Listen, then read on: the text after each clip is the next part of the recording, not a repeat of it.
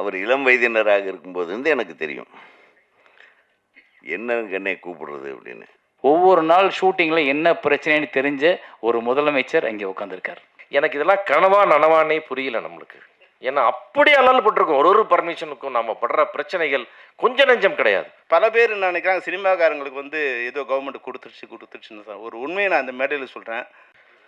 பாசமிகு தம்பி மாண்புமிகு அமைச்சர் ராஜ்மோகன் அவர்களுக்கு வணக்கம். ஏன்னா அவர் வந்து எப்போது நம்ம அமைச்சர் கூட்டானே தம்பின்னு கூப்பிடுங்க பாரு, உங்களை பார்க்க வரேன்னா உங்கள் ஆஃபீஸ்க்கு வரேன் பாரு. அந்த அளவுக்கு ஒரு எளிமையான ஒரு அன்பான நட்பான அமைச்சர் நமக்கு கிடச்சிருக்காங்க.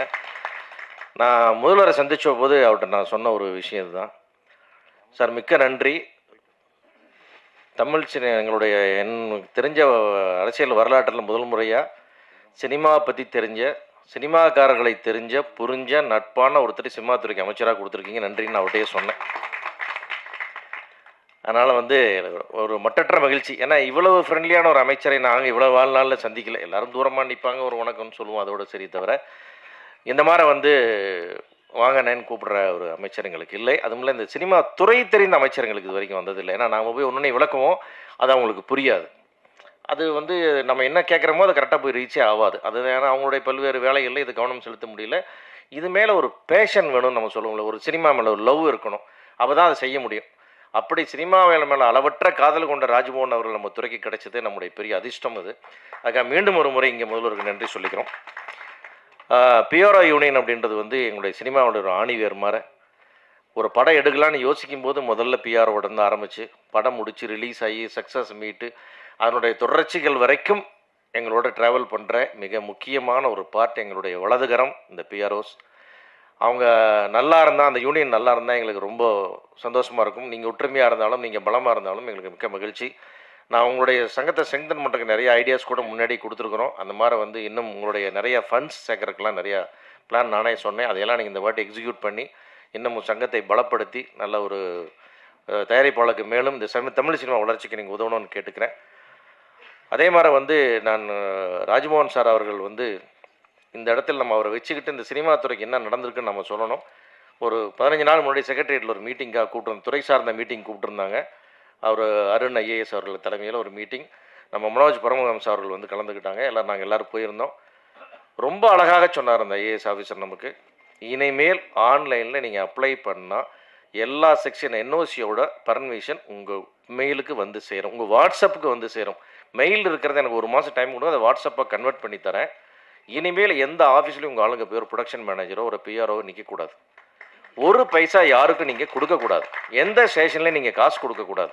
நீங்கள் நிம்மதியாக ஃபில்ம் பண்ணணும். எங்களுக்கு சிஎம் ஸ்ட்ரிக்டாக ஆர்டர் போட்டிருக்கார், இதை நாங்கள் செஞ்சு கொடுக்குறோன்னு சொல்லி சொன்னாங்க. எனக்கு இதெல்லாம் கனவா நனவானே புரியல நம்மளுக்கு. ஏன்னா அப்படி அல்லல் பட்டிருக்கோம். ஒரு பர்மிஷனுக்கும் நம்ம படுற பிரச்சனைகள் கொஞ்சம் நெஞ்சம் கிடையாது. அதெல்லாம் தாண்டி நீங்களாம் எதுக்கு வரக்கூடாது, என் நம்பர் எடுத்துங்க, எல்லாம் 2 பேசுங்கன்றாரு ஒரு ஐஏஎஸ் ஆஃபீஸர். நம்ம எந்த ஐஏஎஸ் ஆஃபீஸர் வரைக்கும் ஃபோனில் பேசியிருக்கோம், நம்ம யாரை பார்த்து பேசியிருக்கோம்? அதெல்லாம் இல்லவே இல்லை. அதனால் வந்து நம்ம ஒரு பெரிய பொற்காலம் நமக்கு கிடச்சிருக்கு. சரி, இதை முறையாக பயன்படுத்திக்கிறோம். அதுக்கு வந்து நம்முடைய தமிழ் சினிமா வரலாற்றில் இதுதான் இந்த காலம்தான் இது பொற்காலம். தமிழ் சினிமாவுக்கு என்ன வேணுமோ செஞ்சு கொடுக்குற அதை புரிஞ்ச ஒருத்தர் நம்மளோட இருக்கார். அதனால் நம்முடைய கோரிக்கை என்பதெல்லாம் வந்து உரிமையாக கேட்குற மாதிரி நம்ம அவர்கிட்ட கேட்கலாம். அது என்னென்னலாம் மேக்ஸிமம் பாசிபிலிட்டிஸ் இருக்கோ எல்லாத்தையும் அவர் நமக்கு பண்ணி கொடுப்பார். இன்றைக்கு கூட ஒரு படப்பிடிப்பில் கலந்துக்கிட்டு தான் அங்கேருந்து நேரம் அங்கே வரேன். ஷூட்டிங் ஒரு பப்ளிக் பிளேஸில் நடக்குது. முன்னாடியெல்லாம் ஒரு போலீஸ் வண்டி வரும், அதுக்கு கொடுக்கணும். அப்புறம் டிராஃபிக் வண்டி வரும், அதுக்கு கொடுக்கணும். பெட்ரோல் வண்டி வரும், அது கொடுக்கணும். இன்றைக்கு ஷூட்டிங் ஸ்பாட்டில் நான் இருந்தேன். 3 வண்டி வந்தது, நின்னாங்க, பார்த்தாங்க, போயிட்டாங்க.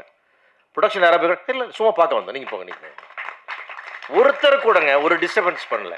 இந்த ஏரியாவுக்கு நான் வந்திருக்கேன், நான் தான் இந்த ஏரியாவுக்கு வஸ்தாது, நம்ம பேட்டையில் எடுக்கிறீங்க, நம்ம இதில் எடுக்கிறீங்க, அதெல்லாம் எதுவுமே இல்லை. இதெல்லாம் நடந்துக்கிட்டே இருக்குது. சர்ன்னு 2 வண்டி வந்து நிற்குது.